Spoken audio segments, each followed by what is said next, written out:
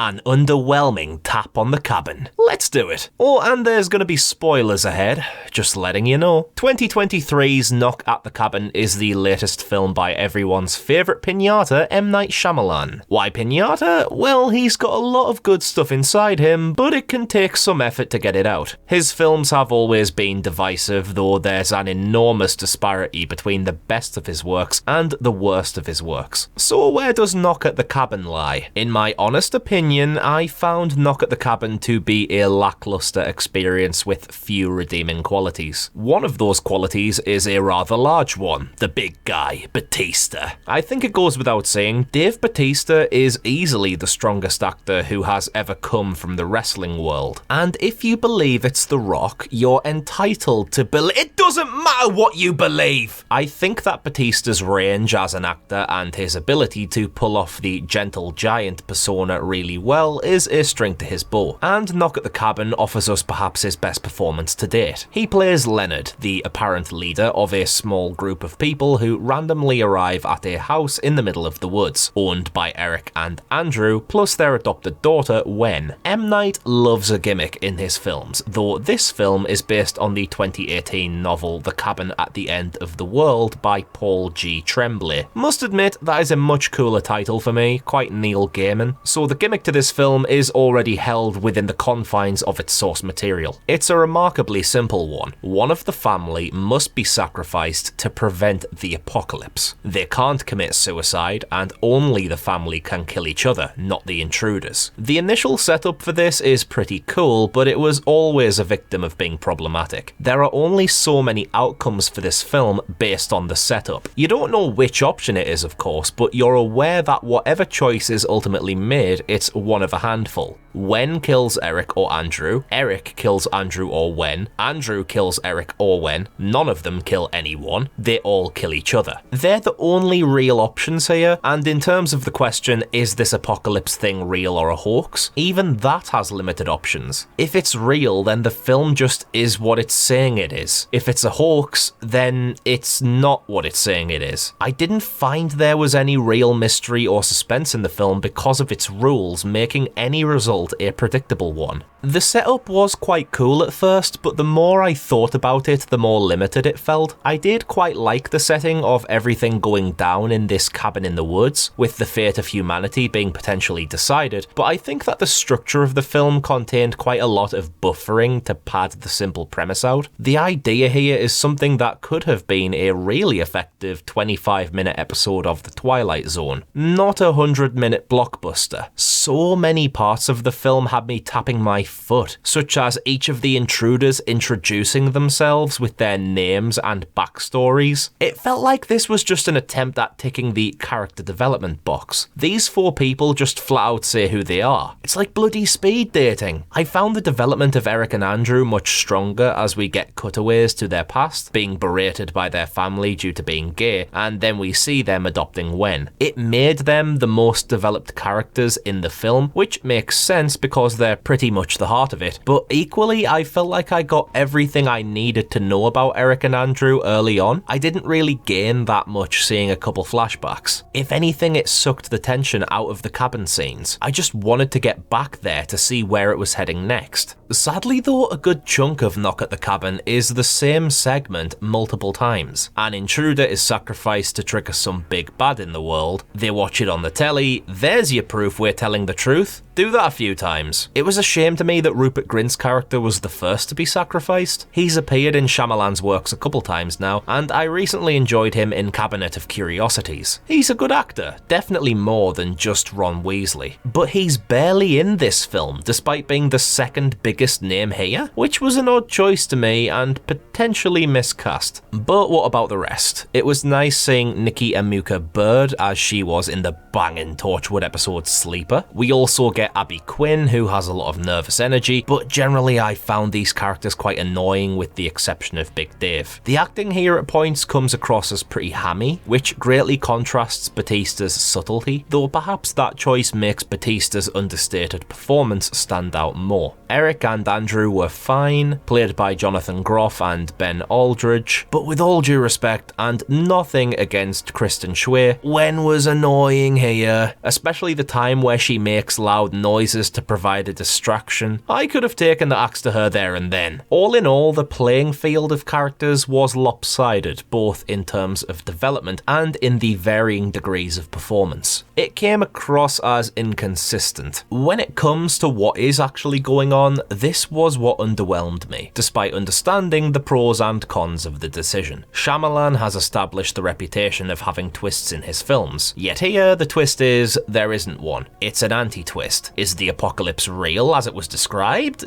Yes. Does the sacrifice do as it was described? Yes. Is the world back to normal afterwards as it was described? Yes. Even when it comes to which person is sacrificed, it's the most likely one who dies. Eric. Killing Wen would have always been a controversial move, so it was only going to be Eric or Andrew. And Eric's the one who believes in the story first, so is the most likely to follow the rules. Andrew's been through a lot of bad stuff, so again, it's likely Eric would want him to live so he can experience some happiness and grow old with Wen. The film follows the most likely path it leads you down. I spent the whole film contemplating, then disregarding this option because it was the most obvious one. So the fact it winds up being that option, it felt quite cheap, like I'd wasted the time in my head. All the thoughts and ideas I was coming up with as it was brewing, all that mental energy trying to piece together little details, was all for nothing. It was a great big, oh, that's it. I do totally get why it's a pretty smart choice for Shyamalan, but I don't think it was a smart choice for the audience. It was a flat ending for what they'd built throughout. If this was the ending to a 25-minute Twilight Zone episode though, I wouldn't have minded. I'd have perhaps even appreciated it as a clever switch, but I endured an hour and a half of film to get to that result. I couldn't possibly watch this film again. Twist films can be good the second time round because you can pick up on the little details, which hinted towards the reveal that you missed, but this film doesn't have anything like that, because what you assume are little hinting details are all empty misdirections. Sadly, Knock at the Cabin didn't do much for me. Great performance by Dave Bautista, but that's pretty much my only redeeming quality here. Though the intruder sacrifices were brutal, you never got a good look at them, and I think witnessing the brutality could have plugged in some more shock factor to feel the severity of the scenario a bit more. It was a cool setting and on the whole directed quite nicely, with the disaster scenes on the TV looking decent, but it was the core principle of this film's spine which was weak and disappointing to me. That's just what I thought of Knock at the Cabin though, so I'd love to hear what you thought in the comments below. And if you enjoyed this video, a cheeky sub would be much appreciated to help the channel continue to grow. I've been Connor from Unleash the Ghouls, and